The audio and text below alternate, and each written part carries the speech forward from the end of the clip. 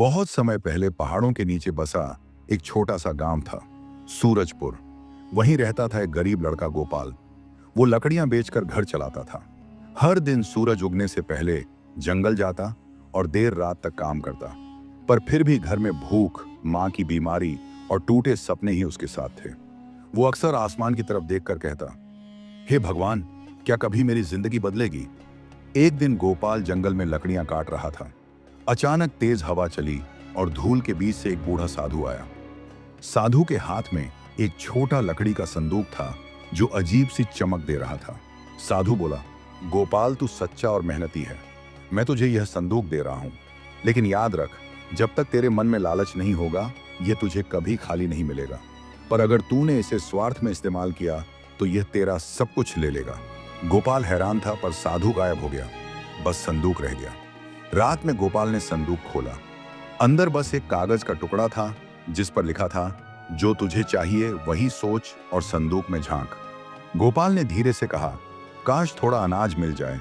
और जैसे ही उसने संदूक में देखा, वो चावल और गेहूं से भरा था। ये देखकर गोपाल खुशी से झूम उठा। उस दिन से हर जरूरत के लिए संदूक उसकी मदद करने लगा। धीरे धीरे बात पूरे गांव में फैल गई। गोपाल के पास कोई जादुई खजाना है। लोग पूछते, कहां से मिला। वो मुस्कुराता और कहता, मेहनत और विश्वास से। पर सबको यकीन नहीं हुआ। गांव का लालची बनिया धनपाल बोला, मैं जानता हूं यह कोई जादू है, मुझे वो संदूक चाहिए। एक रात धनपाल ने गोपाल के घर से वो संदूक चुरा लिया। वो हंसते हुए बोला, अब तो मैं सबसे अमीर बन जाऊंगा। उसने संदूक खोला और बोला, मुझे सोना चाहिए। संदूक चमका, पर अगले ही पल उसमें से काले धुएं का गुबार निकला। वो डर गया, पर अब देर हो चुकी थी। धुएं ने उसे घेर लिया और वह संदूक में समा गया। सुबह लोग देख रहे थे। गोपाल का संदूक वापस उसी जगह रखा था, पर धनपाल का कोई पता नहीं। गोपाल समझ गया कि साधु की बात सच थी। उसने कहा, अब मैं इसे अपने पास नहीं रख सकता। जिस चीज से डर पैदा हो उसे त्याग देना ही सही है। वो संदूक लेकर उसी जंगल गया जहां साधु मिला था।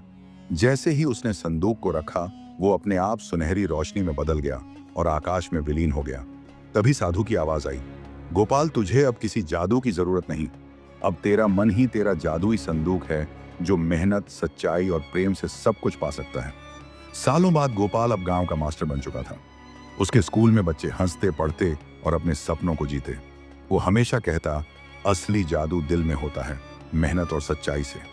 गांव वालों की आंखों में अब उम्मीद की रोशनी थी। दोस्तों, इस कहानी से सीख लो, सच्चाई, मेहनत और निस्वार्थ मन ही असली खजाना है, और वही जीवन में असली चमत्कार लाते हैं। अगर आपको यह कहानी पसंद आई हो तो इसे लाइक करें, अपने दोस्तों और परिवार के साथ शेयर करें, और ऐसी ही प्रेरणादायक कहानियां सुनने के लिए हमारे चैनल को सब्सक्राइब करना ना भूलें। धन्यवाद।